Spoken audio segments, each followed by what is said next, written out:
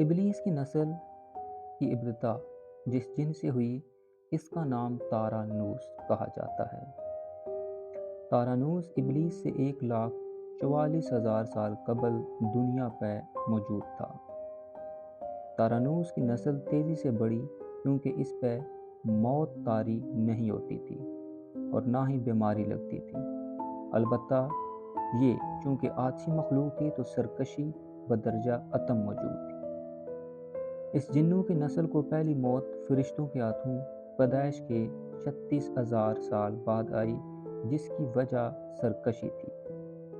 یہاں پہلی بار موت کی ابتدا ہوئی، اس سے پہلے موت نہیں ہوتی تھی۔ بعد میں چلپانیس نامی ایک نیک جن کو جنات کی ہدایت کا ذمہ سونپا گیا اور وہ ہی شاہ جنات قرار پائے۔ اس کے بعد ہاموس کو یہ ذمہ داری دی گئی۔ ہاموس کے دور میں ہی سلیپا اور تبلیس کی پیدائش ہوئی۔ یہ دونوں اپنے وقت کے بے حد بہادر جنات تھے اور ان کی قوم نے سلیپا کو شاشین کا لقب اس کے شیر جیسے سر کی وجہ سے دیا۔ ان دونوں جنات کی وجہ سے ساری قوم کہنے لگ گئی کہ ہمیں اس وقت تک کوئی نہیں ہرا سکتا جب تک شاشین اور تلبیس ہمارے درمیان موجود ہیں۔ ان دونوں کی وجہ سے قوم کے جنات آسمان تک رسائی حاصل کرنے لگے اور تیسرے آسمان پر جا کر شرارت کر آتے تھے۔ ایسے میں حکم الہی سے فرشتوں نے ان پہ حملہ کیا اور عبرتناک شکست دی۔ اسی دوران جب اسرائیل علیہ السلام کو ابلیس نے دیکھا تو سجدے میں گر گیا۔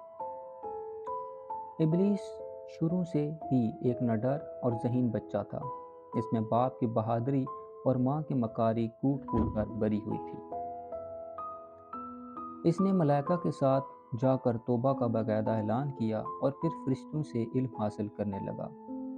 علم حاصل کرنے اور ریاضت کا یہ عالم تھا کہ پہلے آسمان پہ عابد، پھر دوسرے آسمان پہ زاہد، تیسرے آسمان پہ بلال، چوتھے آسمان پہ والی، پانچویں آسمان پہ تقی اور چھٹے آسمان پہ قبازان کے نام سے مشہور ہوا۔ یہ وہ وقت تھا جب یہ فرشتوں کو سکھاتا تھا۔ ساتویں آسمان پر یہ ابلیس نور میں رہا۔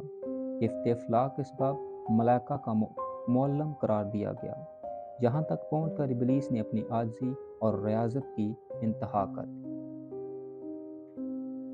کم و بیش ابلیس نے 14,000 سال عرش پر طواف کیا۔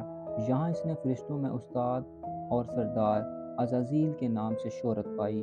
کم و بیش 30,000 سال مقربین فرشتوں کا استاد رہا۔ ابلیس کے درس و وعظ کی میعاد کم و بیش 20,000 سال ہے۔ فرشتوں کے ساتھ قیام کی مدت کم و بیش 80,000 سال ہے۔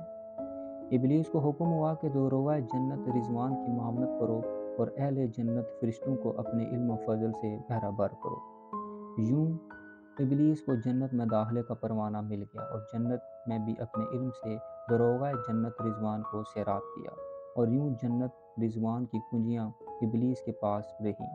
روایات کے مطابق ابلیس 40,000 سال تک یہ فرض خزانچی انجام دیتا رہا۔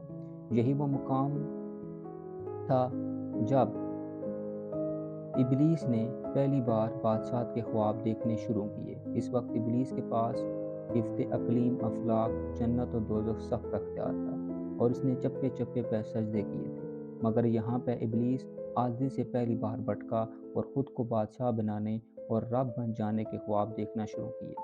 کئی ملائکہ کے سامنے ربوبیت کی بات بھی کی، مگر ملائکہ کے انکار کے سبب چپ ہو گیا، اور یوں نظام چلتا رہا، مگر اس سب سے اللہ تعالیٰ کی ذات بے خبر نہ تھی۔ پھر آدم علیہ السلام کی تخلیق کا مرحلہ آیا، جیسے قرآن مجید میں واقعات بیان ہوئے ہیں۔ ابلیس آدم علیہ السلام کو جز جز مرحلہ وار مختلف اقسام کی مٹی سے تخلیق ہوتا دیکھتا رہا اور چپ رہا، مگر جیسے اسے یہ معلوم ہوا کہ یہ آدم علیہ السلام اللہ تعالیٰ کا نائب ہے تو اس نے واویلا کیا، عبادات اور اطاعت کا واسطہ دیا، پھر طنز کیا کہ مجھے جتنی عبادت کس نے کی ہے، اور آدم علیہ السلام کو سجدہ کرنے سے انکاری ہوا۔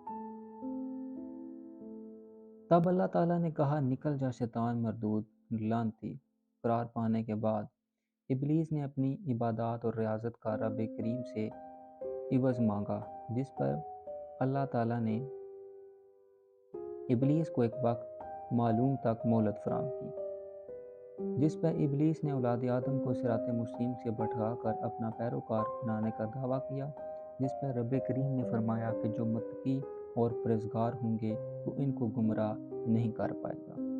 ابلیس کے اس لعنتی کام میں اس کے 5 ساتھی بھی شامل تھے۔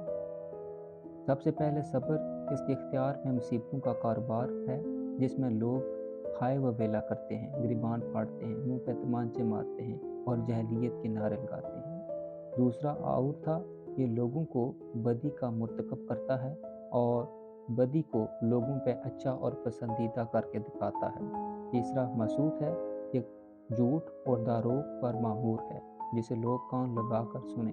یہ انسانوں کی شکل اپنا کر ان سے ملتا ہے اور انہیں فساد برپا کرنے کی جھوٹی خبریں سناتا ہے۔ چوتھا داسم ہے، یہ آدمی کے ساتھ گھر میں داخل ہوتا ہے اور گھر والوں کے عیب دکھاتا ہے اور آدمی کو گھر والوں پہ غضبناک کرتا ہے۔ پانچواں ذکنیور ہے، یہ بازاروں کا مختار ہے، بازاروں میں آ کر بددیانتی کے جھنڈے گاڑتا ہے، بازاروں میں برائیوں اور فحاشی پہ ورگلاتا ہے۔ ابلیس کا آدم علیہ السلام کو سجدے سے انکار کا جو سبب تھا وہ حسد تھا اس کا، جس نے اسے مجبور کیا کہ میری جگہ آدم کو کیوں ملی۔ یہ اس کا تکبر اور غرور تھا کہ میں اعلیٰ ہوں، اور ایک سجدے کے انکار کی بات نہیں تھی، بات اطاعت سے سرکشی کی تھی، شرک کی تھی۔ ابلیس نے دل میں خود کو رب مان لیا تھا، اسی شرک عظیم کی بدولت ابلیس تا قیامت تک رسوا ٹھہرا اور اولاد آدم کو بھٹکانے کے لیے آزاد قرار پایا۔ رب کریم کو انسان کی عبادات، عاجزی، علم اور دانش سے کچھ غرض نہیں ہے۔ رب کریم صرف دیکھتا ہے کہ دل میں اطاعت و فرمانبرداری کتنی ہے، اسی بنیاد پہ تقویٰ اور پرہیزگاری کے درجے قرار پاتے ہیں۔